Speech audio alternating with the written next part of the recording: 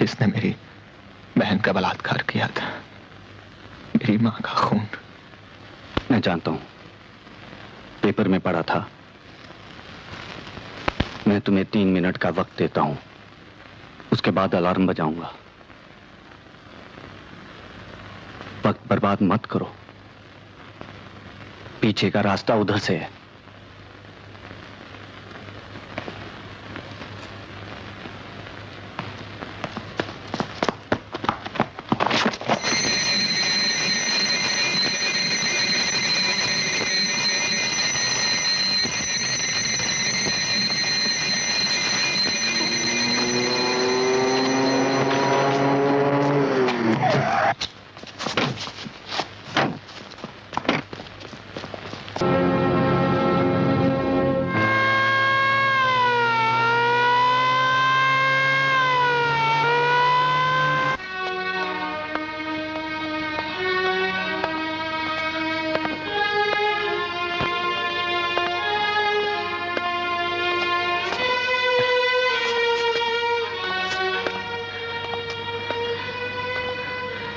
मुझे Robin Hood case के in charge से मिलना है। Robin Hood?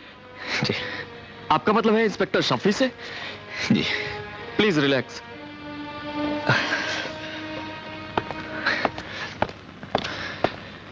Shinde, get inspector Shafi. Hello sir. लीजिए। मिस्टर शफी,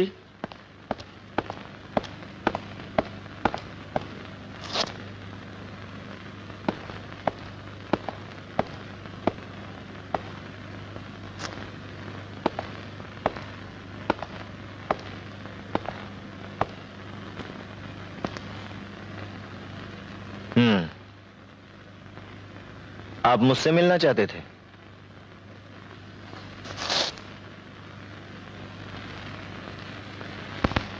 मेरा नाम प्रभात कुमार है। लोग मुझे रॉबिनहुड कहते हैं। जानता हूं मैं आपको। तब आपने मुझे अभी तक गिरफ्तार क्यों नहीं किया? गिरफ्तार? हाँ।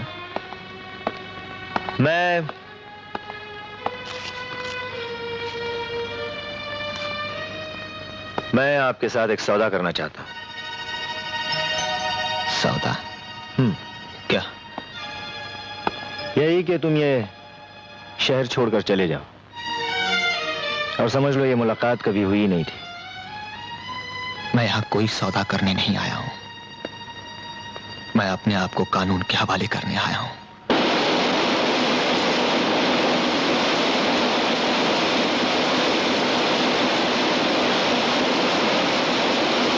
तुमने अपने बचाव के लिए वकील करने से इनकार क्यों किया?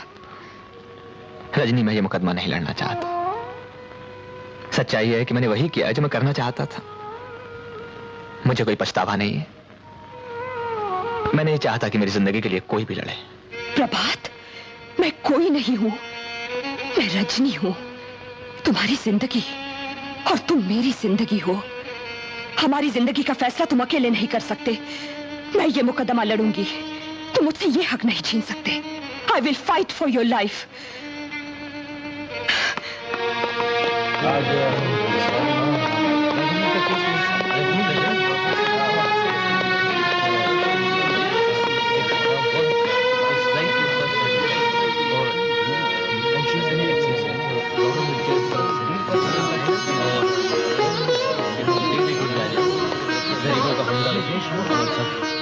अच्छा है।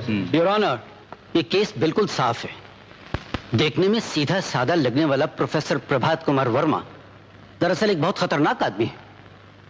ये दिन में बच्चों को हिंदी और संस्कृत पढ़ाता और रात में पिस्तौल लेकर ऐसे निकल पड़ता जैसे शैतान बच्चे गुलेल लेकर चिड़िया मारने निकल पड़ते हैं, और जब जिसे चाहते हैं मार डालते हैं। प्रभात वर्मा को आज कर रॉबिनहुड बनने का शौक था। इस शौक को पूरा करने के लिए, अपनी बहादुरी के डंके बजवाने के लिए इन्होंने 10 दिनों में 14 खून करके एक नया रिकॉर्ड कायम किया है। योर ऑनर, ये सारे खून शौक और शोहरत के लिए सोच समझकर ठंडे दिल से किए गए हैं।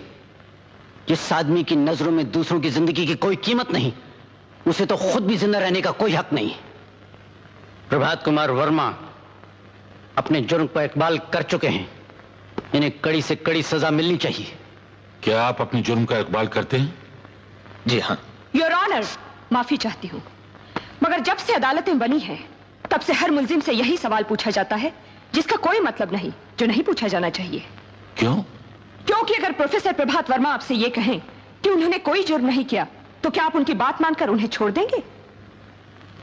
योर ऑनर, अदालत के इस कटहरे में प्रोफेसर प्रभात वर्मा इसलिए खड़े हैं कि असलियत का पता लगाया जा सके, यह साबित किया जा सके कि ये अपराधी हैं या नहीं। और सरकारी वकील साहब ने अभी तक कोई भी ऐसा गवाह या सबूत पेश नहीं किया है जिससे यह साबित हो सके कि प्रोफेसर प्रभात वर्मा ने एक भी खून किया है। योर ऑनर, ये शख्स इतना चालाक है कि इसने आज तक कोई सबूत छोड़ा ही नहीं। ऐसा आतंक फैला रखा है कि शरीफ तो शरीफ, गुंडे तक इसके नाम से कांपते हैं। जिस किसी ने इसे गोली चलाते देखा वो जिंदा नहीं बचा, और जो दो चार बच गए हैं वो इसे पहचानने से इनकार करते हैं, डरते हैं। जिस आदमी को कोई पहचानता नहीं, जिसका पता शक्ल कुछ मालूम नहीं, जिस पर किसी को शक तक नहीं, वो आदमी अपने आप को कानून के हवाले करता है, अपनी मर्जी से इस कटहरे में आकर खड़ा हो जाता है। योर ऑनर, अगर प्रोफेसर वर्मा से कुछ पूछना है तो ये पूछिए कि ये इस कटहरे में आकर क्यों खड़े हुए, इन्होंने अपने आप को कानून के हवाले क्यों किया। Please your honour.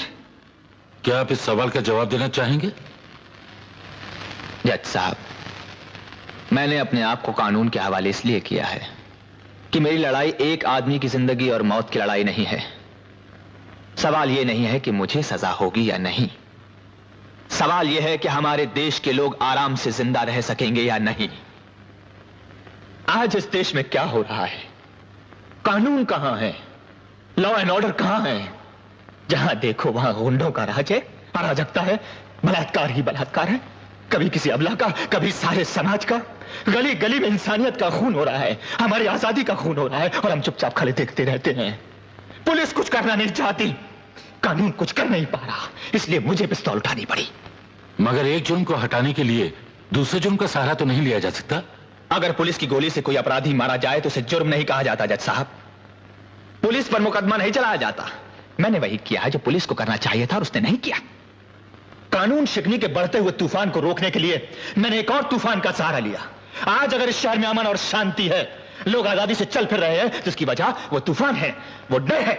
मैं मानता हूं कि मैंने खून किए हैं, लेकिन दोष मेरा नहीं है, दोष कानून का है। आज इस कटहरे में मुझे नहीं, कानून को होना चाहिए था। लेकिन कानून को कैसे बुलाया जा सकता है? बुलाया जा सकता है योर ऑनर। मैं इस अदालत में कानून को पेश करने की इजाजत चाहती हूँ। मैं समझा नहीं। मैं जस्टिस वीवी देशमुख को इस अदालत में एक गवाह के रूप में पेश करना चाहती हूँ। यह नहीं हो सकता। एक जज को अदालत के कटहरे में खड़ा नहीं किया जा सकता। India is a democratic country. हमारे देश में कानून की हिफाजत के लिए प्रधानमंत्री को भी बुलाया जा सकता है। मगर जस्टिस देशमुख का इस केस से क्या ताल्लुक है? बहुत गहरा ताल्लुक है योर ऑनर। ऐसा होता तो नहीं है। फिर भी जस्टिस देशमुख को अगर कोई एतराज ना हो तो मैं जो कुछ कहूंगा सच कहूंगा, सच के सिवा कुछ नहीं कहूंगा।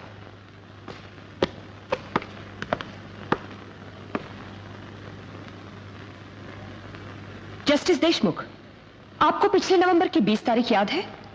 क्या हुआ था उस दिन? उस दिन आपकी अदालत में एक बलात्कार और खून का केस आया था। ऐसे केस तो रोज आते हैं, उसमें याद रखने की क्या बात है? बात यह थी कि मुलजिम सुरेश ठाकुर एक अमीर आदमी का भतीजा था और उसकी गवाही देने दिल्ली से एक मंत्री महोदय तशरीफ लाए थे, याद है? हाँ, याद आ गया। तो आपको यह भी याद होगा कि आपने उसे बाइज्जत छोड़ दिया था। याद है। पूछ सकती हूँ क्यों? मैं सवाल का जवाब देने से इनकार करता हूं। किसी जज से उसके दिए हुए फैसले पर सवाल नहीं किया जा सकता। I am sorry your honour, लेकिन मैं ये तो पूछ सकती हूँ कि क्या सुरेश ठाकुर को सिर्फ इसलिए छोड़ दिया गया था कि उसकी गवाही एक मंत्री ने दी थी? मिस देशमुख। योर ऑनर, मैं तो सिर्फ वही कह रही हूँ जो इस केस की प्रोसीडिंग्स में लिखा है। ये रही उसकी रिपोर्ट। इस रिपोर्ट में यह साफ लिखा है कि लाश के नाखूनों में सुरेश ठाकुर के बाल और खून की बूंदें पाई गई। लीजिए।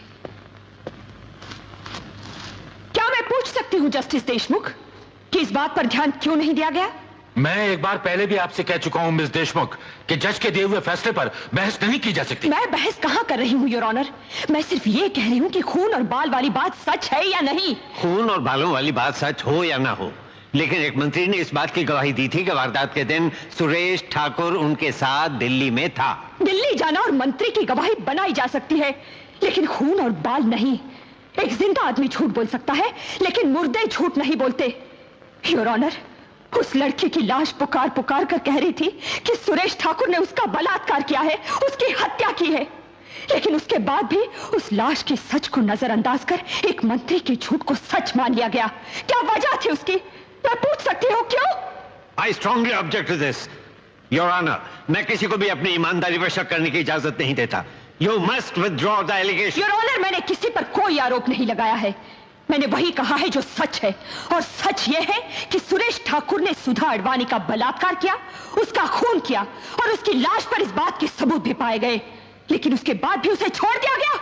जस्टिस देशमुख, पिछले नवंबर की 20 तारीख को आपने एक अपराधी को बाइज्जत छोड़कर इंसाफ को सजा दी थी, उसे फांसी के फंदे पर लटका दिया था। Miss Deshmukh, this is contempt of court. आप चाहे मुझे भी फांसी के फंदे पर लटका दीजिए, लेकिन आज मैं ये पूछने से बाज नहीं आऊंगी कि उस दिन आपने गलत इंसाफ क्यों किया, क्या कारण था उसका। Stop it now. Justice Deshmukh, उस दिन जब आपने फैसला सुनाया था, आप एक जज थे, कानून और उसके कायदे में जकड़े हुए थे। कानून की रक्षा करना आपका फर्ज था। लेकिन आज आप पर कोई बंधन नहीं, कोई पाबंदी नहीं। आज आपने गीता पर हाथ रखकर सिर्फ सच बोलने की कसम खाई है। आज ये गीता आपकी आत्मा से पूछ रही है कि उस दिन कानून की रक्षा करते करते कहीं इंसाफ का खून तो नहीं हो गया था। उस दिन आपके दिल में कानून और इंसाफ के बीच कहीं महाभारत तो नहीं चल रहा था। बोलिए।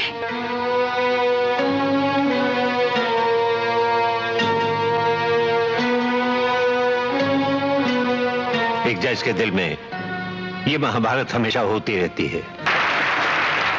उस फैसले के बाद जो कुछ हुआ उसका जिम्मेदार वो फैसला है, आपका कानून है। अगर उस दिन सुरेश ठाकुर को बाइज्जत रिहा न किया जाता तो प्रोफेसर प्रभात वर्मा का घर बर्बाद न होता, उसकी मां का खून न होता, उसकी बहन का बलात्कार न होता, वो आत्महत्या न करती।